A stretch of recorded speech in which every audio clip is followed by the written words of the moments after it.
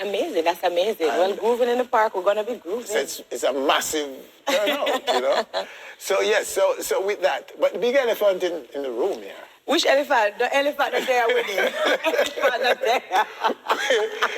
You know, the elephant is that the former queen will also be appearing. Okay, and. How do you feel about that? Is there any discomfort on your side? Oh, no, come on now. If the show is a few days away and the promoter reach out to me to say they want to book me, if I was having some discomfort, I would have easily said no. It's easy to say no. Okay. So I have never been a one to have any issue with anyone when it comes down to who is performing on the show, because I'm very comfortably with myself as a performer. I've never turned down any show because anyone is on it, and I never even care who is on it. I'm always just a businesswoman, a performer. So whether she did the party test or no, a business me I do same way. So if somebody calls me to book me and I'm available, then I'm going to do it. So it don't matter. I don't understand why that should be an issue. No, as you say that, you know, we are search for brain. We are search for brain. We are search for memory, I know. To find out if my memory. If you're one of them, throw words at other people on the stage when you perform. No, Winnie, when you search your brain and you search your memory, you go back for the clip. When I was talking to you a few years ago, when you asked me a similar question, it's over almost 10 years or so, 8 years or so. And you asked me a similar question, and what was my response? My response was, I remember it clearly. I'm more you go back and dig and find for the clip. Homework. I tell you, Winnie, you asked me a question like that, and I said to you, I said, Lady Saw is Lady Saw, and I will never take her spot.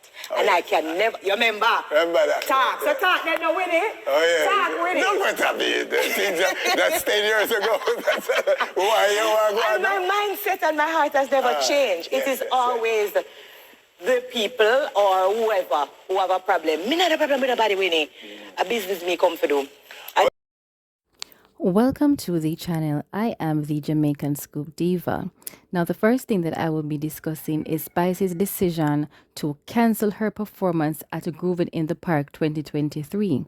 Now, Spice actually went ahead and did an interview on stage with Winford Williams, stating that she was not bothered by the fact that Lady Saw or Marian Hall would be performing at that event, stating that, you know, she understands that Marian is the former queen of dancehall, but there is no problem, there is no qualms, and she was saying that no other person can make her uncomfortable as it regards to business, etc.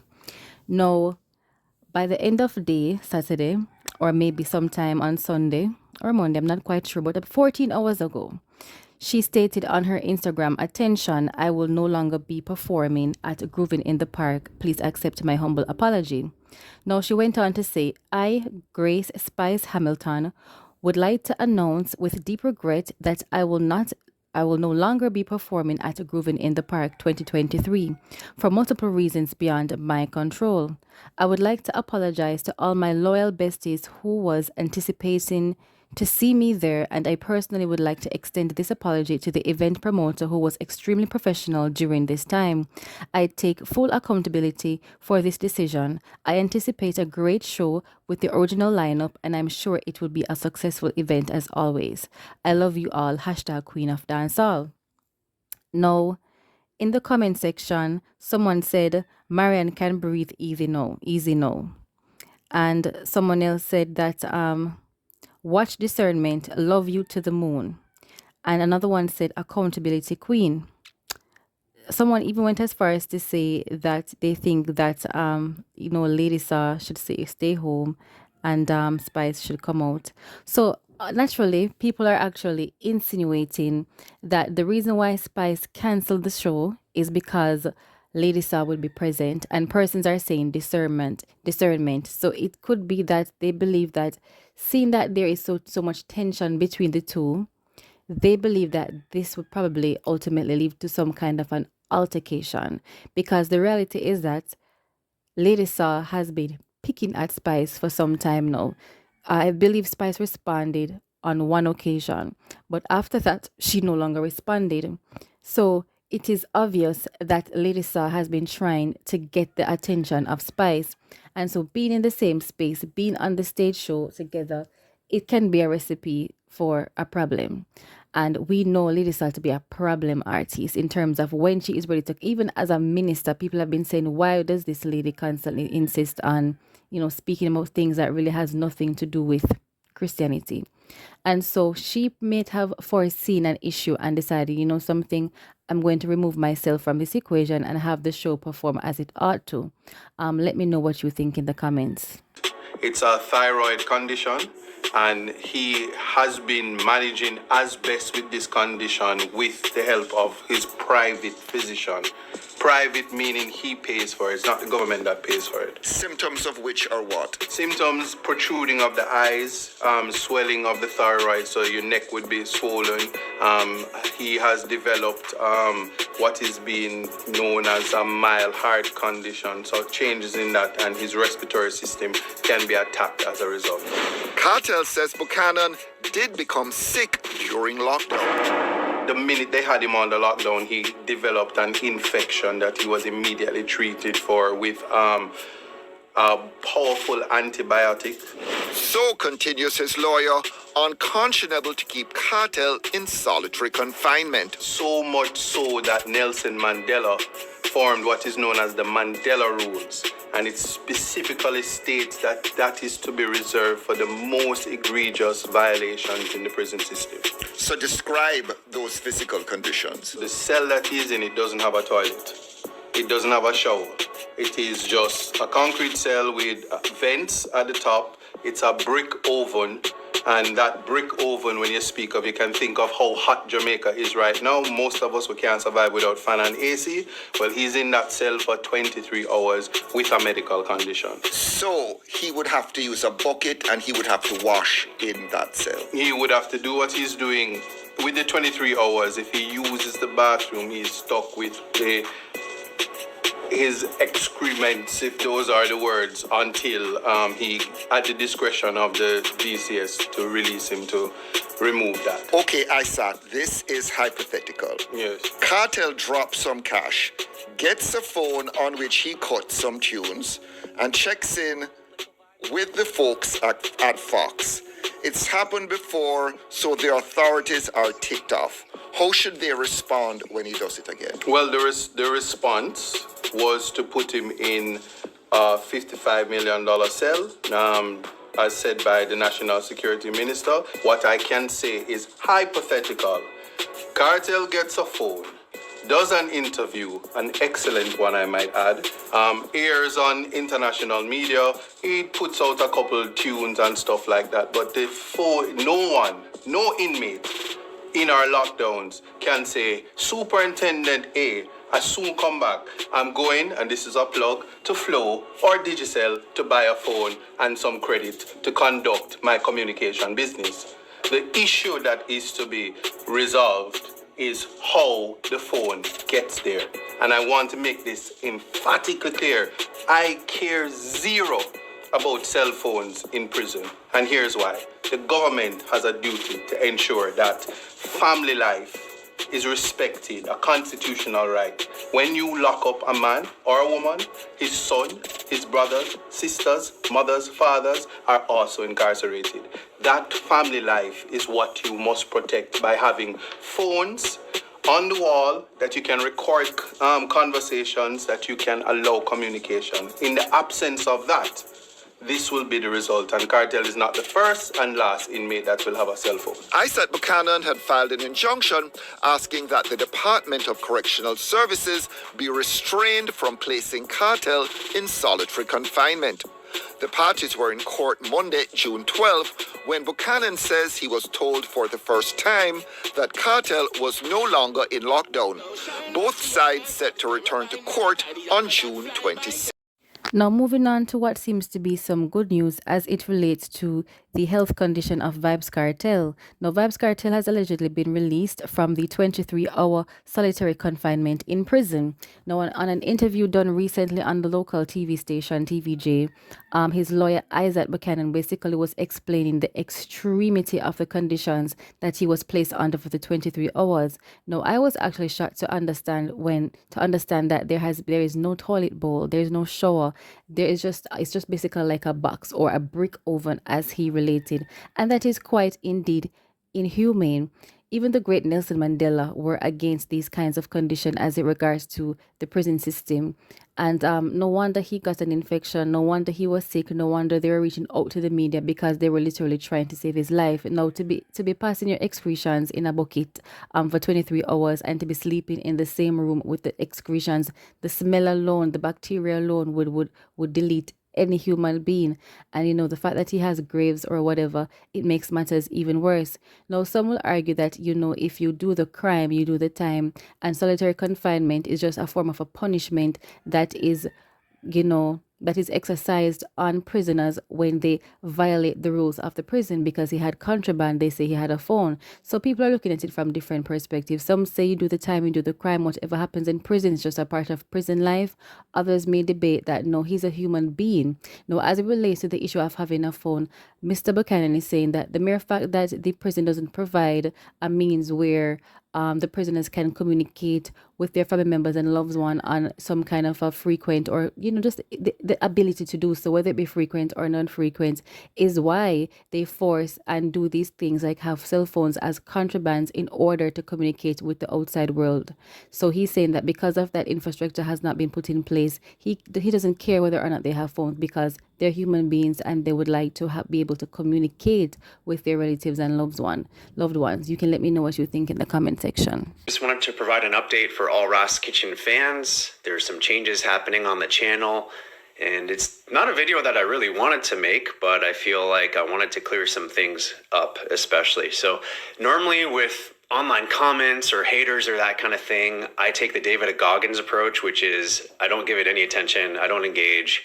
I either just ignore it, or if I happen to see something, you can delete a comment or block or whatever. It is not something that I focus on at all.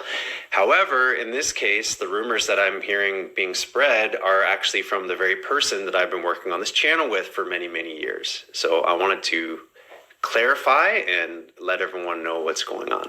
So while I was in Jamaica the last couple of weeks, I heard from a lot of different people that Moko has been saying some very damaging things about me directly to them as guests, and hearing from other people as well. And not to mention, there's been multiple videos that he's put online saying things about me that are not correct and not true. So to start off, Moko does not deal with his own finances. He needs assistance with this. It's generally his daughter Shauna that takes care of it for him. And I'm in regular contact with her because every month when I send a direct bank transfer, I'm clear with her to show her the amount, the time, when to go and check the bank to expect it. And she's basically handling all that kind of thing.